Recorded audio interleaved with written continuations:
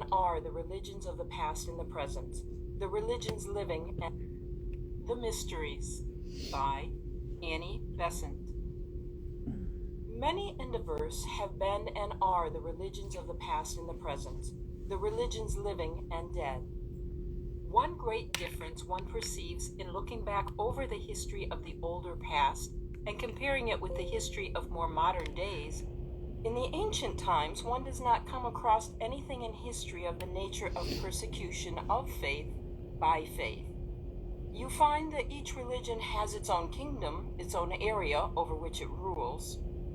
You find that a nation has its own faith, and that faith lives in amity with other faiths of neighboring nations, unless it chanced that the nations themselves were at war. You find in imperial Rome, for instance, that a great pantheon was raised in which the gods of every nation within the Roman Empire found each his place and each his cult. There might sometimes be jealousies and envies, but there was no idea that one religion was to rule over every nation, but rather that each nation naturally had its own particular faith, and that the people of the nation worshipped their national god. You find, looking back to those days, that if there was any trouble with regard to religion, then the origin of the trouble was political rather than religious. To leave the religion of the nation was equivalent to treason to the state, and so now and again you may find a man attacked and banished because of a change of faith.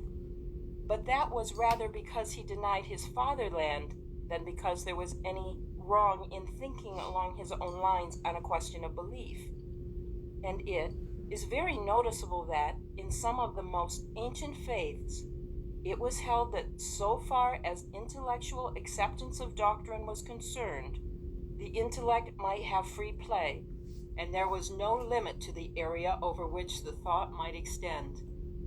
On the other hand, in comparatively modern days, you find that religious persecution plays a great part in the history of rival faiths. You find many a missionary effort, many attempts to convert other peoples to a religion which is not the religion of their ancestors, and one not unnaturally demands, why this difference in the matter of tolerance between the ancient world and the comparatively modern? Why has this idea arisen that all people should accept a particular presentment of truth, that they should not follow an ancestral faith, but rather embrace one which is brought to them from other lands? And it is not without significance that the tendency to persecute in relation to religion is historically contemporaneous with the disappearance of the mysteries from Europe. It was in connection with their gradual disappearance that you find arising the specter of religious persecution, so that one is inclined to put the two phenomena side by side and to ask whether there may not be a relation between the disappearance of the mysteries and the appearance of persecution. When we come to inquire as to the difference between the exoteric faith and the esoteric teaching, when we come to look into the faiths of the past and to study the mysteries of the past, we find that the faiths were just as different in the older world as they are different in the modern, but we also find that in relation to every faith, there were mysteries established, to which the most learned of that faith belonged, and in which the teachers of that faith were trained.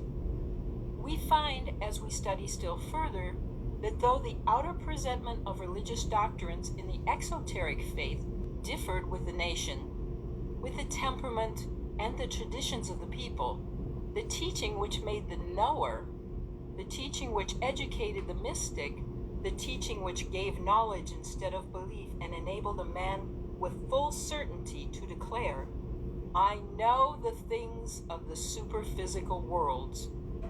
We find that that teaching was everywhere one and the same, and that while the various exoteric faiths might differ, the inner heart of them, as found in the mysteries, was the same.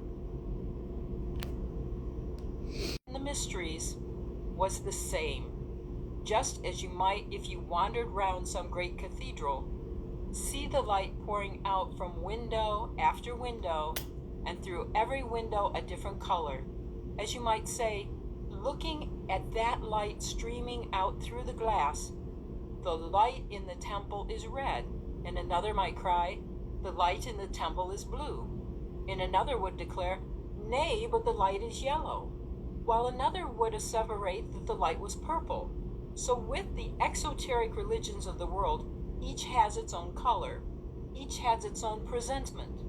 And those who only see the outer religion declare that the religions differ, and that the light of truth that comes through each is not one and the same.